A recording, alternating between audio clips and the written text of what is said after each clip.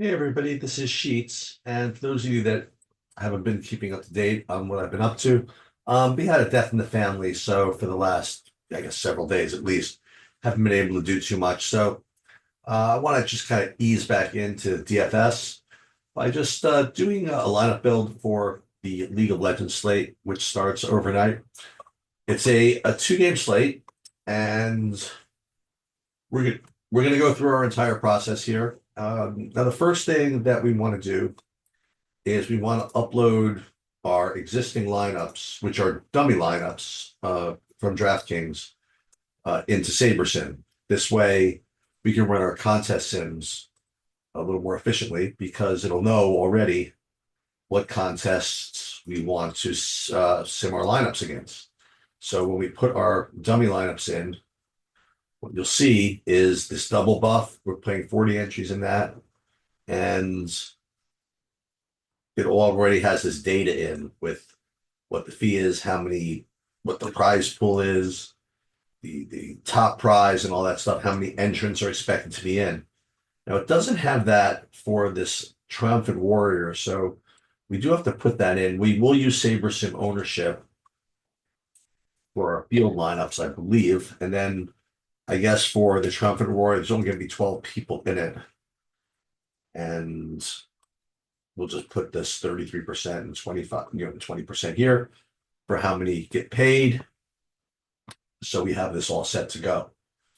Next thing we want to do is just upload our projections here. And we're going to talk about the slate a little bit. So we have a two-game slate, or I guess two-match slate, however you want to describe this. And you have two pretty big favorites, which makes things a little bit typically a little bit chalky unless you get like a salary constraint slate. And what that means is sometimes, even though everybody knows, who the big favorites are, DraftKings intentionally prices things so that you can't get, 4-3 stacks with the two big favorites. They don't do that as much as they used to. Now they just kind of get lazy and say, okay, play whoever you want and let the dupes fall where they may. Which means that they'll tell you you can play whatever you want. It's obvious who you're supposed to play, and the battle becomes between those who try to get duped with 50 other entries or those that play the worst lineup and try to get unique. But we are still going to try this. But you'll see that you have a minus 900 favorite in top esports, and then you have this minus 300 in KC Carmine against CFO, which not that many people know too much about. So we're going to operate under the presumption that this is where the variance is pretty much, because people don't know as much about these teams. So if you're going to pick a side or a match where you're going to get good juice out of the underdog, it's probably going to be the CFO. Now, what you also get when you analyze DFS slates is a dynamic where everybody else sort of knows that. Like nobody wants to play the two big favorites because they don't want to be duped with 100 guys. So they will probably play CFO as the preferred underdog, maybe to a degree that they're too overplayed. So maybe you take your shot with Team Liquid as the underdog to be even more different. And that's unfortunately what you have to do and you have to think about in these two-game slates. But let's see what we kind of get to naturally before we start worrying about what we want to force in. So let's take a look. I mean, this could be one of those weird slates where you want to just play both underdogs and just hope you get lucky.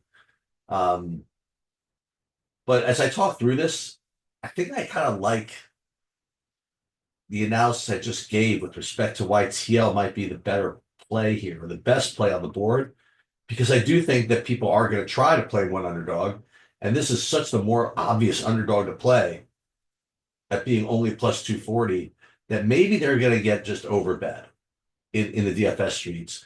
And maybe Team Liquid, even though their chances of winning are pretty low, they're going to be so ignored, I believe, in the GPPs that maybe you should take a shot with that.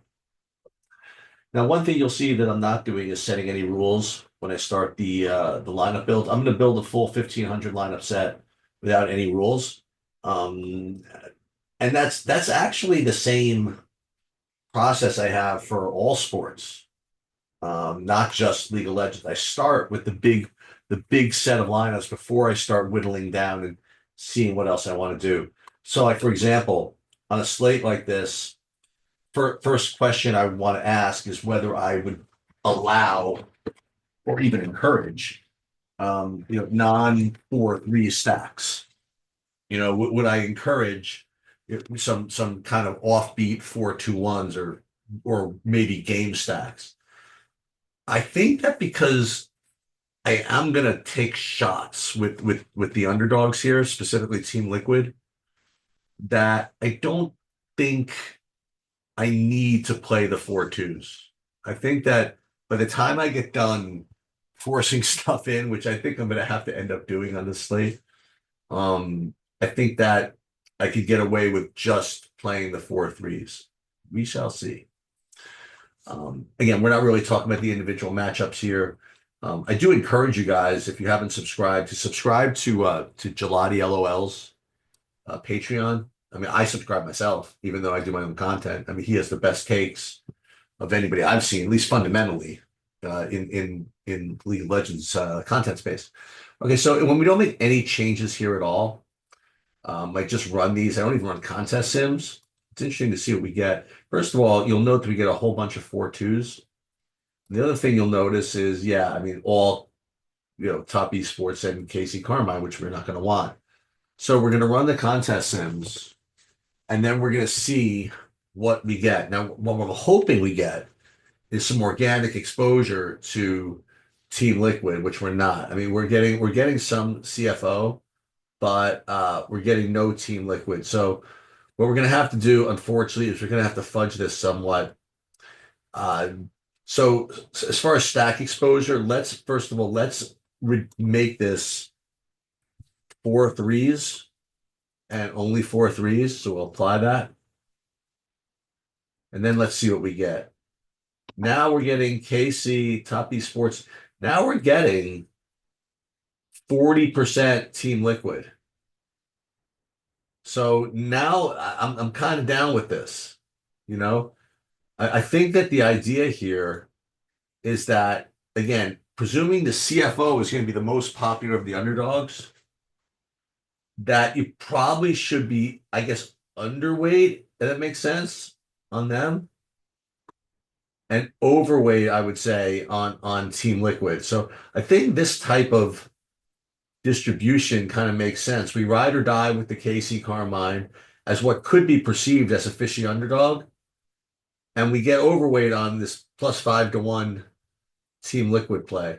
Now, the other thing you could do, by the way, to get more diverse is to go more than one min unique.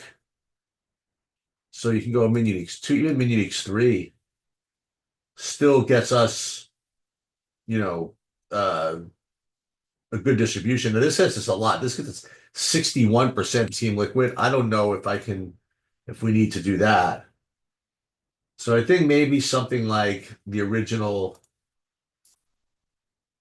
somewhere in here where you get 40% Team Liquid, I think that's fine. And what you're doing is you're riding really or dying with Casey Carmine. I mean, you're really, it's going to be tough to win if CFO wins, because I think they are going to be popular. But I think this is probably what we're just going to want to do on the slate, and without any funny business. So let's just put these in. We're already sorting by ROI. So what we're going to do is we're going to put these into the double buff for now. Okay. And then for the whatchamacallit. Okay, so actually for the Triumphant Warrior, we could put this first one in. I think that would make sense, actually. So let's put this one into here. And then we really should be off to the races here. What of these players are out? Driver? Oh, because we didn't save them yet. So let's save all these to the contest. This disappeared. Now we will put these in. I'm not getting too into the weeds with the spreadsheet today, where I look at the different columns. Just kind of just easing back in, just letting the Sims do their work. But as you'll see, as you saw, I did kind of massage the Sims to get what I wanted, right? Which was, some degree of this of the